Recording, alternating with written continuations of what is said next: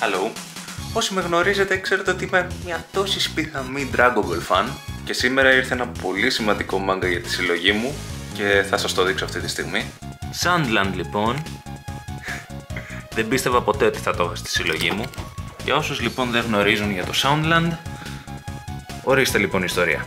Είναι ένα μαγκίδιο του Toriyama το οποίο είχε εκδοθεί το 2003 αρχικά. Έγιναν κάποια άλλα printings, αλλά όπως καταλαβαίνετε με τη φήμη του Toriyama και με τους fans που υπάρχουν από πίσω, το out of print πλέον Soundland ήταν υπερспάνιο και κόστιζε αρκετά λεφτά για να το πάρεις, ενώ τυπικά το retail πήγαινε 8 με 9 ευρώ, οι περισσότεροι μεταπολιτές το πήγαιναν μπορεί και 50 και παραπάνω. Με αφορμή όμως τη νέα ταινία του Soundland, ήμουνα on the lookout για ένα καινούριο printing της σειράς. Οπότε μετά την εξέδωση της ταινίας κοίταγα πολύ συχνά το Amazon μήπως γίνει και κάποιο άλλο printing και ήμουν αρκετά κολόφαρδος γιατί μια φορά που το τσέκαρα όντως ήταν in stock, οπότε είχε ξαναπρινταριστεί και συγκεκριμένα εσωτερικά το manga λέει ότι είναι printing του Απριλίου 2023.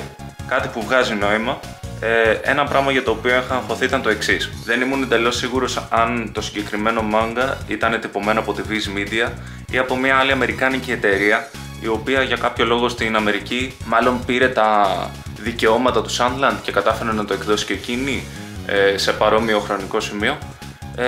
Οπότε ήμουν μπερδεμένος στο τι θα λάμβανα. Όμως τσέκαρα εσωτερικά και όντως λέει ότι είναι εκδεδημένο από τη Viz Media, οπότε είμαστε τυχεροί, είναι official. Οπότε και εσείς άμα ψάχνεστε για το συγκεκριμένο manga, πραγματικά μπείτε στο Amazon, μπείτε σε όλα τα sites, κάποια στιγμή κάπου θα βρεθεί, δεν γίνεται, είναι πρόσφατο το printing. Πάμε στα επόμενα. Στη συνέχεια βλέπουμε λίγο πώς είναι τα ραφάκια στο Public Πειραιά, τι manga έχουν μείνει και ποια όχι. Αυτές οι εικόνες είναι ουσιαστικά τέλη Σεπτεμβρίου θα έλεγα.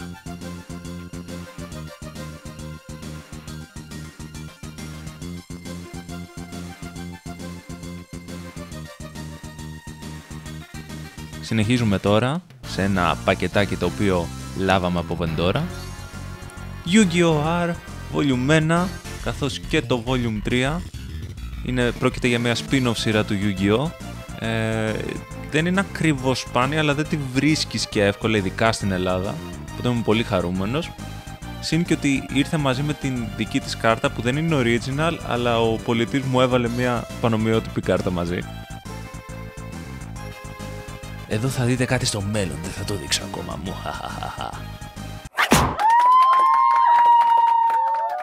Στη συνέχεια πάμε να πάρουμε μια ακόμα παραγγελία από το Vendora. Ένα μαγικό προϊόν το οποίο δεν θα το περιμένετε. Ο Teton Boton.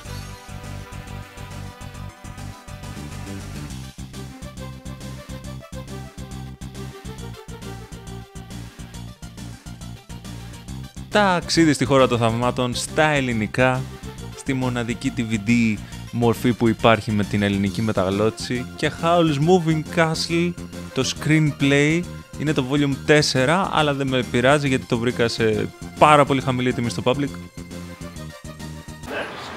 Ποιος ήταν ο πρώτος που πέθανε όταν εμφανίστηκαν οι Underage Quiz στη Soul Society?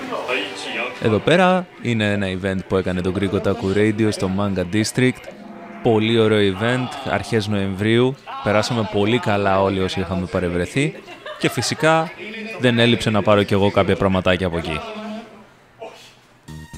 Δείτε εδώ πέρα και τα μαγκάκια που υπάρχουν στο Manga District έτσι λίγο γρήγορα. Και τσουπ!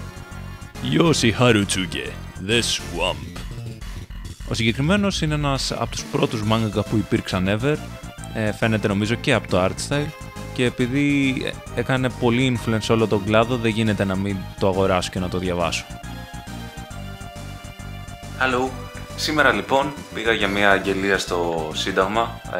Βρήκα έναν τυπά από το Metabook ο οποίος πούλεγε διάφορα manga του και έψαξα τέλος πάντων να δω τι ακριβώς ήθελα και βρήκα κάποια διαμαντάκια. Πήρα δύο, θα σας τα δείξω τώρα. King of Hell, Volume 1. Προσπαθώ σιγά σιγά να συλλέξω ολόκληρο το King of Hell. Είμαι σε καλό δρόμο, οπότε καλό find. Και το βασικό μάγκα που ήθελα, αν η Βάνια ζήλευε, είναι αυτό. Dark Side Blues. Είναι από σενάριο του Hideyuki Kikuchi, ο οποίος έχει κάνει για όσους ξέρουν το Vampire Hunter D, μια θρυλική σειρά. Το συγκεκριμένο μάγκα είναι 2 τόμοι, αλλά έχει συμπυκνωθεί όπως βλέπετε σε ένα μεγάλο μέγα τόμο. Η ιστορία έχει να κάνει με μια επανάσταση η οποία γίνεται σε μια δικτατορία και την ηγείται αυτός εδώ ο τυπάς, ο Darkseid, και είναι μια μεγάλη περιπέτεια. Οπότε σίγουρα θέλω να το διαβάσω, θα είναι πολύ ενδιαφέρον, και πόσο ξέρω αυτό έχει γίνει αρκετά συλλεκτικό και πηγαίνει σε ακριβές τιμές. Κάπου θα πετάξω εδώ πέρα τι τιμές παίζονται στο eBay. Οπότε για 10 ευρώ και τα 2 αυτά μάγκα είναι πολύ καλή τιμή. Γενικά να ψάχνεστε με το Metabook, είναι ένα πολύ καλό site και μπορείτε να βρείτε πολύ καλές προσφορές εκεί. Πάμε στα υπόλοιπα. Και στη συνέχεια έχουμε Osamu Tezuka, MW, διάφορες ενήλικες ιστορίες οι οποίες έχει γράψει ο Tezuka που δεν συνήθιζε, οπότε έπρεπε να γίνει μέρος της συλλογής. Παιδες, αυτή ήταν η μπάζα λοιπόν, Yu-Gi-Oh! R, 2 διαμαντάκια. Έχω μια συγκεκριμένη ιστορία με το Yu-Gi-Oh! R. Ήταν μια ομάδα από animators, voice actors και διάφορα άλλα, από fans που θέλανε να κάνουν ουσιαστικά αυτήν εδώ τη σειρά σε animated μορφή, και τότε είχαν προσεγγίσει εμένα για να κάνω τη μουσική επένδυση. Τώρα δεν έγινε ποτέ αυτό το project, αλλά επειδή ακριβώς έχω αυτή την ωραία ανάμνηση έπρεπε να τα τσιμπήσουμε αυτά. Darkseid Blues, τεράστιο απόκτημα, είναι από αυτά τα μάγκα που δεν ήξερες ότι τα θέλεις, αλλά τα θέλεις. Δεν το έχω διαβάσει ακόμα, αλλά είναι στη λίστα μου. Το King of Hell το Volume 1 το ξέχασα να το φέρω εδώ στο τραπεζάκι, αλλά υπάρχει.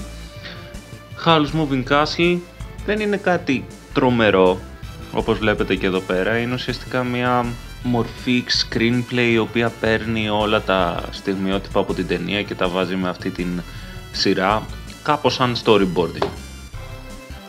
Το Sunland εδώ πέρα, το διαμάντι, δεν ξέρετε πόσα χρόνια ήθελα να το πάρω. Χαίρομαι πάρα πολύ που βρίσκεται επιτέλους στην κατοχή μου. Και Osamu Tezuka, το MW, δεν ξέρω πώς προφέρεται.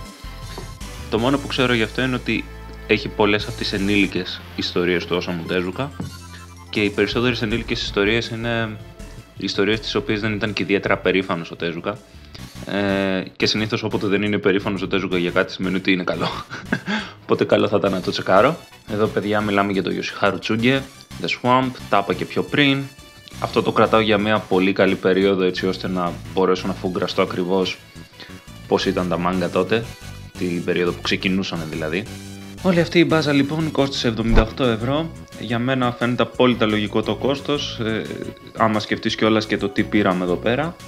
Πολύ καλή κίνηση κάναμε, πολύ καλά πήγε αυτό το hunt και ελπίζω να σας άρεσε και να θέλετε να δείτε περισσότερα από αυτά. Οπότε, άμα σας αρέσει κάντε like, πείτε μου πράγματα στα σχόλια, γιατί μ' αρέσει να μιλάμε στα σχόλια, και θα τα πούμε σε κάποιο επόμενο βίντεο. Bye bye!